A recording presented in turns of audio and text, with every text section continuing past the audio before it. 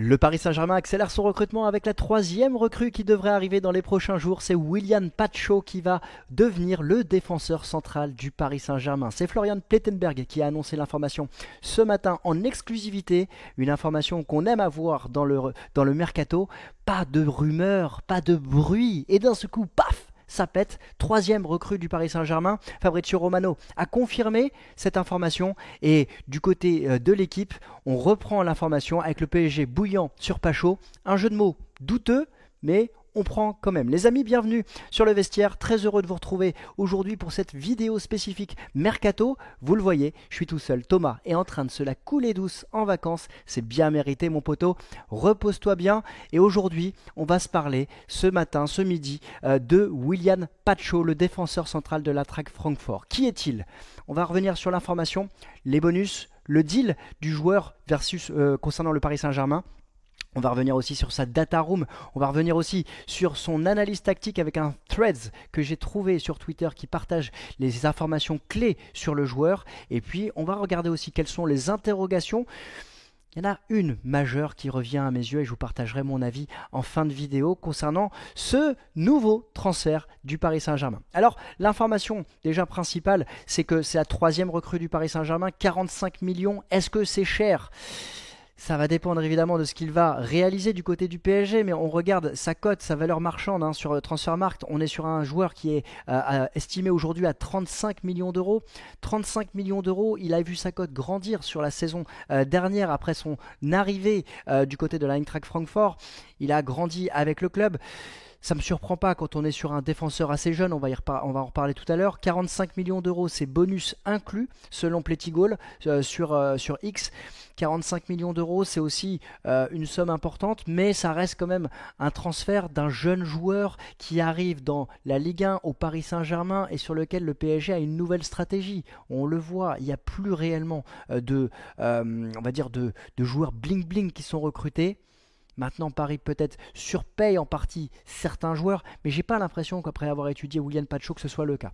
Donc l'information, elle est importante. On a João Neves aussi du côté du Paris Saint-Germain qui n'est pas encore confirmé totalement. Alors c'est simplement des affaires administratives. Il va être confirmé a priori. La vidéo est tournée à 12h56 le 5 août. Il va être confirmé dans la journée selon les différents médias, dans la journée ou demain en tout cas. Ça va être un gros coup du côté du Paris Saint-Germain. Défenseur central gauche aussi, c'est lié naturellement à l'inquiétude qu'il peut y avoir autour de Presnel Kimpembe, de cette charnière centrale l'année dernière du Paris Saint-Germain qui n'a pas été totalement convaincante avec Skriniar notamment axe gauche. Marquinhos avait fait une très belle saison, Nuno Mendes excellent et puis Lucas Hernandez lui va revenir de blessure. Donc c'était un recrutement qui était naturel, qui était recherché du côté du Paris Saint-Germain et on est dans une nouvelle stratégie, on l'a dit. Alors, on va passer à la data room. La data room, c'est quoi? C'est l'ensemble des informations statistiques que l'on se doit de connaître pour se faire un avis sur le joueur. Et on a un Willian Pacho qui a 22 ans. Il va avoir 23 ans en octobre prochain. Il mesure 1m87. Il est gaucher. Il est gaucher. C'est un point important par rapport à cette position de défenseur central gauche. Il fait partie de l'agence Kancha Agency et il a signé l'année dernière du côté de l'Eintracht Francfort et il a un contrat jusqu'en 2028. On a un joueur donc, qui fait partie de cette agence. Il n'y a pas de lien particulier avec le Paris Saint-Germain concernant Willian Pacho et l'agence Kancha. C'est un point important aussi parce qu'on a l'habitude de dire que du côté du PSG, on a un Luis Campos qui fait la pluie et le beau temps, avec notamment Jorge Mendes. C'est pas le cas ici, et ça c'est un point qui mérite d'être précisé. On a un joueur qui est passé par le championnat, hop là, on transfère ici, il est là, par l'Amérique du Sud et le championnat équatorien, avant d'arriver du côté de Anvers en Belgique. La Belgique qui est de plus en plus une terre d'accueil, une passerelle pour les championnats allemands, pour les championnats hollandais et parfois pour le championnat de France. On l'a vu, la relation que peut avoir le LOSC notamment avec le championnat belge ou le Racing Club de Lens dans ses derniers transferts d'attaquants. Là, il est passé à l'Eintracht Francfort, il a disputé une saison et demie du côté d'Anvers pour s'acclimater. Transfert de 11 millions d'euros, de 9 millions d'euros, belle plus-value, un côté évidemment du côté de Francfort. On va regarder justement sa partie sportive avec un défenseur qui a disputé la saison dernière 33 matchs en Bundesliga. Il a été titulaire indiscutable. Il est passé par la Conference League. C'est peut-être une interrogation qu'on va avoir, ce manque d'expérience peut-être que recherche peut-être le Paris Saint-Germain par rapport à ce poste-là. 6 matchs en Europa League, en Conference League, pardon.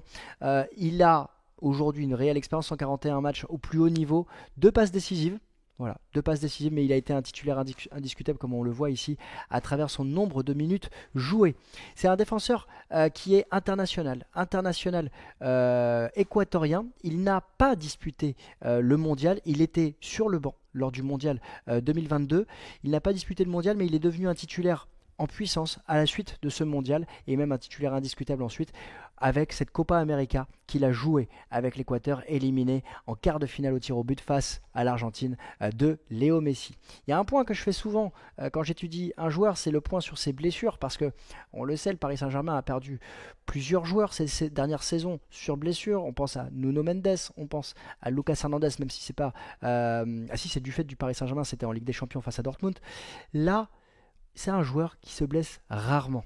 Et ça, c'est un point important, un point très important, compte tenu du nombre de matchs que va disputer le Paris Saint-Germain, avec cette année la Ligue 1, la Coupe de France, la Ligue des Champions et la Coupe du Monde des clubs à la fin de saison.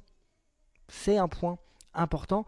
Et je trouve aussi, on va le dire tout de suite, dans ces datas, c'est aussi une stratégie maligne d'aller chercher un joueur sud-américain non brésilien, parce que tu vas t'ouvrir et tu vas développer aussi ta marque sur le territoire américain, sud-américain, avec cette Coupe du Monde des clubs qui va exister la saison prochaine sur le territoire américain, qui va se disputer aux États-Unis. On a un joueur qui tactiquement gagne beaucoup de duels par rapport à ses concurrents. Il gagne beaucoup de duels aérien du fait de son 1m87, mais il gagne aussi beaucoup de duels au sol. C'est un joueur, s'il y a 2 éléments à retenir sur les datas que j'ai pu récupérer de lui, c'est un joueur qui sait faire progresser le ballon également, qui sait faire progresser les actions et qui va chercher à casser les lignes. Et quand on connaît le système de jeu du Paris Saint-Germain avec Luis Enrique, cette volonté de jouer très haut, cette volonté de maîtriser le ballon, de volonté d'aller très vite vers l'avant, eh bien, on a un joueur ici qui me plaît dans cette volonté de faire jouer et de faire vivre le ballon. Et ça, dans les datas, ça a été recherché et ça a été identifié côté Paris Saint-Germain pour aller chercher Willian Pacho. Il fait partie de ceux qui fait le plus progresser le ballon sur le championnat d'Allemagne. Il y a un autre item, c'est la volonté de trouver les demi-espaces. Là, on a les demi-espaces trouvés par Willian Pacho. Alors on voit que c'est plutôt sur le côté gauche du terrain plus que sur le côté droit, mais c'est peut-être justement recherché avec un Fabian Ruiz ou un João Neves ou un Vitinha qui va venir accompagner ces ballons-là. Et on sait qu'aussi du côté du Paris Saint-Germain qu'il y a cette volonté de trouver un joueur offensivement sur le côté gauche. Dembélé est polyvalent, on a un Barcola qui peut aussi jouer sur le côté gauche, mais il y a cette volonté de vouloir remplacer Kylian Mbappé aussi. Alors, est-ce qu'il va être remplacé numériquement? C'est une vraie question. Mais on a un joueur ici qui va pouvoir justement accompagner tous ces changements de cette saison. Concernant l'analyse tactique, voilà ce que je pouvais en dire. S'il y a une interrogation que je peux ressortir du côté du Paris Saint-Germain, c'est sa jeunesse. Aujourd'hui, je pense qu'on a un joueur qui a 22 ans, qui ne connaît pas encore la Ligue des Champions, et sans être un défaut, cette jeunesse, elle peut être préjudiciable. Alors, il va devoir s'acclimater à un nouveau championnat. Je ne pense pas que ce soit une difficulté pour lui. Il est arrivé en Belgique, il a découvert ensuite la Bundesliga, et il a plutôt été performant. Il va découvrir la Ligue 1. Sa jeunesse peut être préjudiciable peut-être à certains moments des rencontres. Maintenant, le PSG travaille justement sur cette jeunesse. Il y a plusieurs joueurs autour de lui qui vont être jeunes. Il y a Lucas Beraldo notamment qui a été recruté récemment. Cette volonté de casser les lignes, de trouver des passes rapides qui font progresser le jeu. Beraldo est jeune, mais on a vu que le Paris Saint-Germain n'était pas inquiet sur la volonté de recruter des jeunes. Et puis c'est cette nouvelle stratégie qu'a initié le Real Madrid, d'aller chercher de très jeunes joueurs, de les faire progresser et de construire en fait cette équipe sur la durée. Chelsea est en train de le faire de manière démentielle, hein, on le voit avec plus de 50 joueurs sous contrat. Là, le PSG est en train de construire un effectif, je vais vous partager la slide, avec de très jeunes joueurs. On a Lucas Beraldo qui a 20 ans, Safonov à 25 ans. Ça c'est intéressant aussi par rapport au poste de gardien. Nuno Mendes, 22 ans. Alors il n'y a pas encore João Neves, mais João Neves est un très jeune joueur, il a une vingtaine d'années, on l'a étudié récemment. L'année dernière, dans les recrutements, il y avait eu Cherhendour qui était arrivé. Il y a Vitinha qui a 24 ans, Zahir Emery qui en a 18, Kang-in Lee 23, Barcola 21. Donc il y a cette stratégie voilà, d'aller chercher ces très jeunes joueurs, ce manque d'expérience, mais pour moi, c'est pas incompatible avec cet homme, évidemment Luis Enrique, qui aime façonner ces groupes, qui aime justement, alors je ne vous ai pas partagé voilà, les datas tout à l'heure, qui aime façonner ces groupes, qui aime façonner ces jeunes joueurs, qui aime les avoir à son image, et je pense que c'est la volonté qu'il aura de pouvoir justement travailler un jeune effectif et de les faire grandir. Il l'a fait avec la sélection espagnole, et je trouve avec le Paris Saint-Germain, il a fait franchir un palier à sa carrière d'entraîneur, puisqu'il a su se remettre en question pour faire progresser sa stratégie d'entraînement. Et là, il arrive avec une première saison réussie, champion de France, demi-finaliste de la Ligue des Champions. Euh, il n'avait pas l'année dernière Neymar, il n'avait pas Verratti, il n'avait pas Messi, il n'avait que Kylian Mbappé. Et là, se dessine une nouvelle ère du côté du Paris Saint-Germain avec Luis Enrique, qui me paraît cohérente dans la stratégie que veut le club parisien. Donc, Pacho, c'est une recrue qui va dans la lignée de ce qui est souhaité du côté du Paris Saint-Germain. Pacho, c'est un jeune joueur qui colle aux demandes de l'entraîneur aussi. Ça, c'est un point important. Là où l'année dernière, il y a eu des joueurs, Kolo Muani notamment, ou Gonzalo Ramos, qui ont été des énigmes par rapport à leur rendu sur le terrain, et qui n'ont pas été exploités par Luis Enrique comme je pense il le désirait, là où il a intégré, impliqué un Zahir Emery, là où il a impliqué notamment un Barcola. On verra ce que fera Pacho, mais je trouve que c'est un bon choix du côté du Paris Saint-Germain et une bonne idée d'aller chercher ce défenseur central gauche pour suppléer évidemment Presnel Kimpembe, Skriniar, et pour doubler le poste de central gauche. Voilà. Vous me direz en commentaire ce que vous pensez évidemment de Willian Pacho. Et puis nous on va se retrouver prochainement pour une prochaine vidéo autour de l'actualité du football. On verra si ce sera avec Thomas. On va le laisser se reposer. N'hésitez pas à me dire ce que vous avez pensé du joueur. Si vous voulez compléter la vidéo, n'hésitez pas à me le dire.